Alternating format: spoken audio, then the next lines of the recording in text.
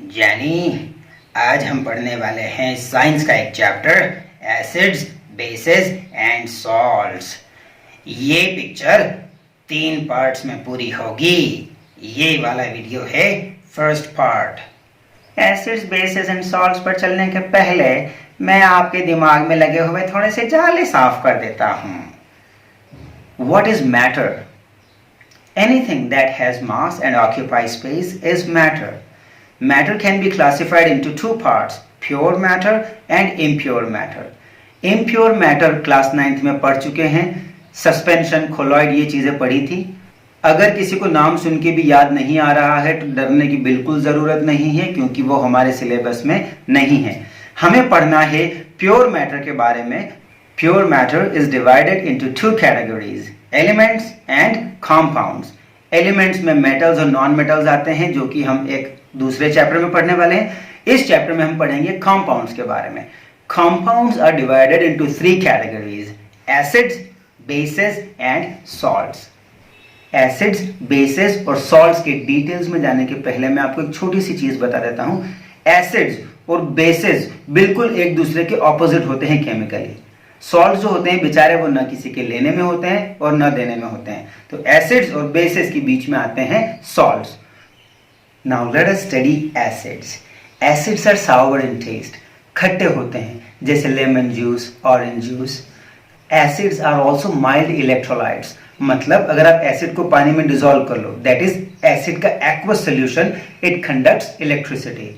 Acids are corrosive in nature, मतलब जिसमें रहते हैं उसी में छेद करते हैं। इसीलिए हम अचार वगैरह रखते हैं, उनको ग्लास या कंटेनर में या प्लास्टिक के कंटेनर में रखा जाता है, क्योंकि अगर आप मेटल कंटेनर में रखोगे तो एसिड्स उसको कोरोड करते हैं। Acids turn blue litmus paper into red. What is a litmus paper? It is an indicator. Indicators वो सब्सटेंसेस होते हैं जो अपना कलर चेंज कर लेते हैं एसिडिक मीडियम में एंड बेसिक मीडियम में। तो फॉर एग्जाम्पल लिटमस पेपर, अगर आप ब्लू लिटमस पेपर पे एसिड डालोगे तो वो रेड हो जाएगा। रेड लिटमस पेपर पे अगर आप बेस डालोगे तो वो ब्लू हो जाएगा। So with the help of an indicator we find out whether the given substance is an acid और ए बेस। जब एसिड को पानी में डिसॉल्व किया जाता है सो इट रिलीजेस H+ आयन। यहां पर एक बहुत इंपॉर्टेंट चीज जो हमें समझने की जरूरत है वो ये है कि हम H+ आयन बोलते हैं but it doesn't exist independently. H+ ion water के एक मॉलिक्यूल से कंबाइन हो जाता है और वो बनाता है H3O+ ion which is known as hydronium ion. और हर एसिड में H+ आयन प्रेजेंट होता ही है।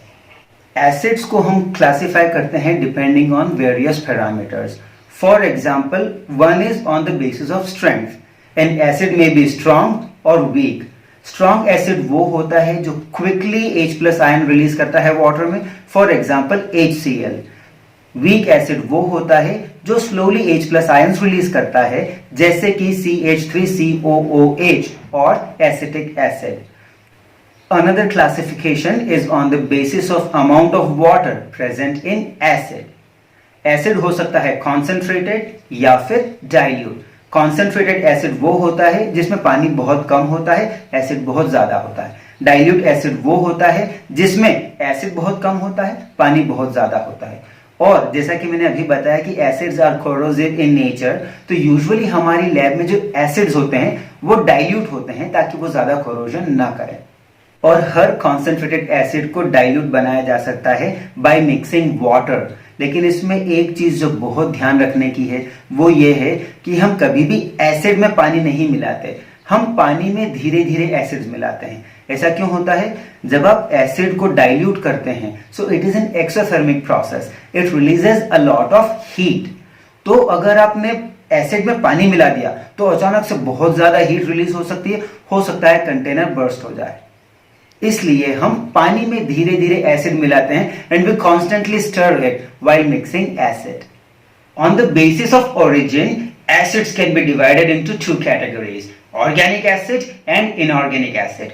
ऑर्गेनिक एसिड्स प्लांट्स और एनिमल्स में होते हैं and they are usually weak. Inorganic acids को लैब में बनाया जाता है and they are usually strong. Organic acids के एग्जांपल्स हैं oxalic acid, acetic acid, etcetera. Inorganic acid का एग्जाम्पल है sulphuric acid, that is H2SO4। Acid का एक मॉलिक्यूल कितने H प्लस आयन रिलीज करता है, इसके बेसिस पर भी एसिड्स को क्लासिफाई किया गया है। मोनोबेसिक एसिड वो होता है जिसमें एक H प्लस आयन रिलीज होता है, जैसे कि HCl में एक एटम है H का, so it releases 1 H plus ion. Dibasic acid क्या होता है, which releases 2 H plus ions, for example H2SO4, इसमें 2 हाइड्रोजन एटम्स हैं, इसलिए it releases 2 H plus ions. Similarly tribasic acid वो होता है जो 3 H प्लस आयन रिलीज करता है, for example H3PO4, that is phosphoric acid. Now we go on to the preparation of acids. Acids को अलग अलग तरीके से बनाया जा सकता है। One method is to combine hydrogen and a non-metal. For example, H2 plus Cl2 gives you 2HCl. That is hydrogen and chlorine मिलकर बनाते हैं hydrochloric acid. Similarly, H2 plus S gives you H2S. That is hydrogen और sulphur मिलकर बनाते हैं hydrogen sulphide. Acids बनाने की एक और मेथड है जिसमें नॉन मेटल ऑक्साइड्स को वाटर से कंबाइन किया जाता है। For example, sulfur is a non-metal and sulfur trioxide is an oxide of sulfur. तो जब सल्फर ट्राइऑक्साइड और वाटर कंबाइन होते हैं, it forms sulfuric acid. Similarly, sulfur dioxide and water combine to form sulfurous acid. Another example of a non-metal is carbon. Carbon का oxide क्या है? Carbon dioxide. Carbon dioxide combines with water to form carbonic acid. अब एक special case समझते हैं। Nitrogen is a non metal. Nitrogen dioxide combines with water to form HNO2 that is nitrous acid and HNO3 that is nitric acid. अब nitrogen dioxide जब water से combine हुई तो ये 2 एसिड्स बनाती है, इसलिए NO2 को डबल एसिड एनहाइड्राइड भी कहा जाता है। अब हम पढ़ लेते हैं थोड़ी सी केमिकल प्रॉपर्टीज ऑफ एसिड्स। पहली रिएक्शन है एक मेटल की एक एसिड के साथ। When an acid reacts with a metal, metal salt is formed and hydrogen gas is released in this process. For example, एक टेस्ट ट्यूब में आप जिंक ले लें और उसमें सल्फ्यूरिक एसिड डालें थोड़ा थोड़ा। So in this process, zinc sulfate will be formed and hydrogen gas is released. अब हमें क्या पता कौन सी गैस रिलीज हो रही है, तो जो भी गैस निकली हमें उसका टेस्ट करना होता है। तो हम एक ऐसा सेटअप बनाते हैं कि हाइड्रोजन गैस को एक पाइप के थ्रू पास करवाया जाता है एक सोप सोल्यूशन से। तो वो सोप सोल्यूशन में हाइड्रोजन के बबल्स निकल के बाहर निकलते हैं और उसके पास हम एक बर्निंग कैंडल ले जाते हैं। हाइड्रोजन की कैरेक्टरिस्टिक होती है it Burns with a pop sound. तो इसका मतलब ये हुआ कि जब पॉप साउंड के साथ बर्न हो रही है, so hydrogen gas is released in the reaction. Next reaction is of an acid with a metal carbonate or metal bicarbonate. For example, जब HCl react करता है सोडियम कार्बोनेट से, so in this process sodium chloride and water and carbon dioxide are formed. Similarly, अगर sodium hydrogen carbonate also known as sodium bicarbonate इसकी reaction HCl से होती है, तो इस रिएक्शन में भी सोडियम क्लोराइड बनता है, वाटर बनता है और इसमें कौन सी गैस निकलती है? Carbon dioxide. दोनों में कार्बन डाइऑक्साइड निकलती है। अब कार्बन डाइऑक्साइड गैस निकली तो हमें टेस्ट तो उसका भी करना होता है। कार्बन डाइऑक्साइड का टेस्ट कैसे किया जाता है? We pass the gas through lime water. So lime water turns milky. Lime water जो ट्रांसपेरेंट था वो मिल्की बन गया। So this is an indication that carbon dioxide is released in this process. Carbon dioxide को lime water से pass करते हैं तो क्या रिएक्शन होती है? Lime water is calcium hydroxide. So calcium hydroxide plus carbon dioxide gives you calcium carbonate plus water. तो ये कैल्शियम कार्बोनेट जो बनता है इसके प्रेसिपिटेट बनते हैं जिसके कारण वाटर टर्न्स मिल्की। ये कैल्शियम कार्बोनेट के प्रेसिपिटेट बन रहे हैं, that means it is water insoluble. लेकिन अब उसमें फिर भी कैल्शियम कार्बोनेट बन गया, उसके बाद भी अगर आप उसमें कार्बन डाइऑक्साइड पास करते रहेंगे, that is excess of carbon dioxide, तो क्या रिएक्शन बनेगी? CaCO3 plus H2O plus CO2 will give you calcium bicarbonate and that is water soluble. तो अगर आप बहुत देर कार्बन डाइऑक्साइड पास करते रहेंगे तो जो प्रेसिपिटेट बने थे वो वापस पानी में डिसॉल्व हो जाते हैं और एक नया सब्सटेंस बन जाता है। अब हम एक बहुत इंपॉर्टेंट रिएक्शन पढ़ने वाले हैं क्योंकि दो दुश्मन एक दूसरे से टकराएंगे तो क्या होगा? What happens when an acid reacts with a base? जैसे कि मैंने बोला था, they are opposite in characters. So when an acid reacts with a base, they form a salt and water. इस प्रोसेस को न्यूट्रलाइजेशन रिएक्शन कहा जाता है, क्योंकि एसिड और बेस दोनों मिलकर एक न्यूट्रल सब्सटेंस बनाते हैं. For example, NaOH plus HCl gives you NaCl plus water.